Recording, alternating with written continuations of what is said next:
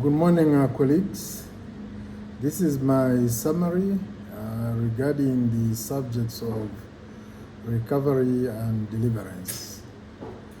The basic premise is that we are all born with a desire for God, and it is that desire that gives meaning to life.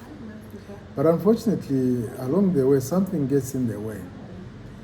Something distracts us from desiring God.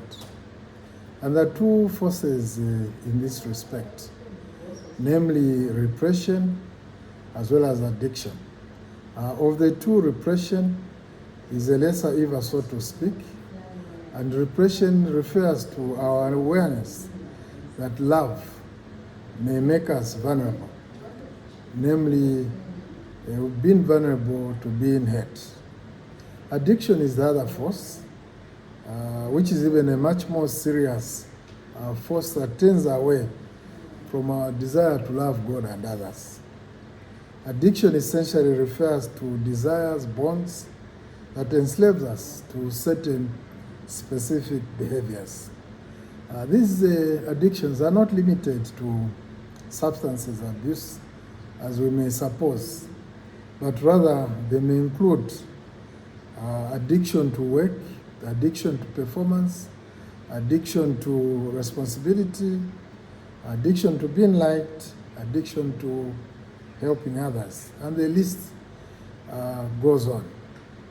So the problem with repression and addiction is that it displaces and supplants God's love as a source and object of our deepest and true desire. So what is the solution? The solution essentially is detachment.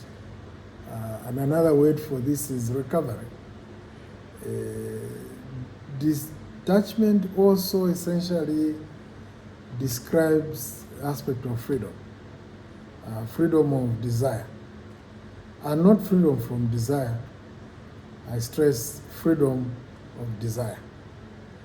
Therefore, while attachment is a process in which desire becomes enslaved and addictions are created, conversely, detachment describes the opposite process. In the end, we are reminded in this matrix that the two greatest commandments which were acknowledged by our Lord Jesus Christ, namely to love God with all our hearts, soul, and strength, and the second and the like commandment to love our neighbor as ourselves, get interfered by these two forces, namely repression and addiction. So at the end of the day, the solution lies in grace.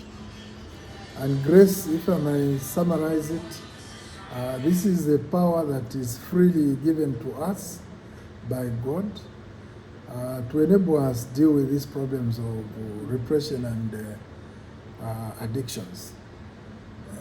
Grace enables us to free ourselves, as it were, from both repression and addictions. So we should take advantage of this grace, which is, as I already pointed out, free, readily accessible, as long as we resort to God to help us overcome both repression as well as addictions.